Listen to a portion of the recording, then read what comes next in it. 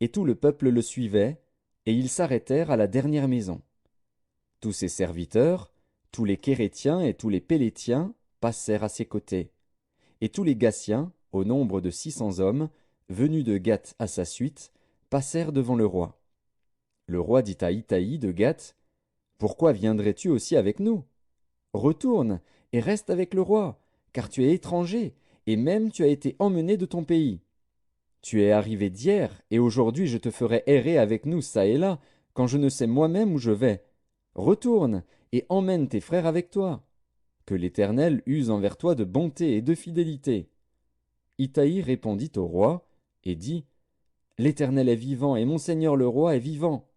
Au lieu où sera mon seigneur le roi, soit pour mourir, soit pour vivre, là aussi sera ton serviteur.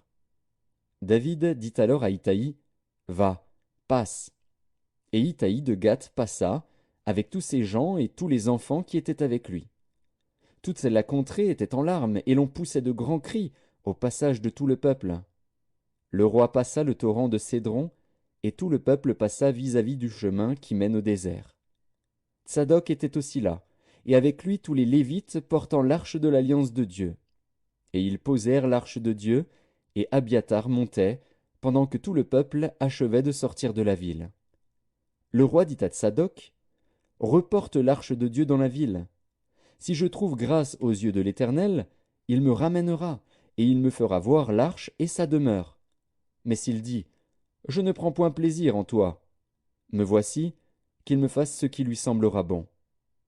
Le roi dit encore au sacrificateur Tsadok, Comprends-tu?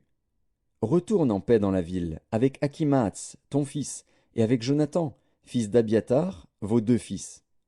Voyez, j'attendrai dans les plaines du désert, jusqu'à ce qu'il m'arrive des nouvelles de votre part. Ainsi Tsadok et Abiatar reportèrent l'arche de Dieu à Jérusalem, et ils y restèrent. David monta la colline des Oliviers. Il montait en pleurant et la tête couverte, et il marchait nu-pieds. Et tous ceux qui étaient avec lui se couvrirent aussi la tête, et il montait en pleurant. On vint dire à David, Achitophel est avec Absalom parmi les conjurés. Et David dit, Ô Éternel, réduis à néant les conseils d'Achitophel. Lorsque David fut arrivé au sommet, où il se prosterna devant Dieu, voici, Hushaï, l'Archien, vint au-devant de lui, la tunique déchirée et la tête couverte de terre. David lui dit, Si tu viens avec moi, tu me seras à charge.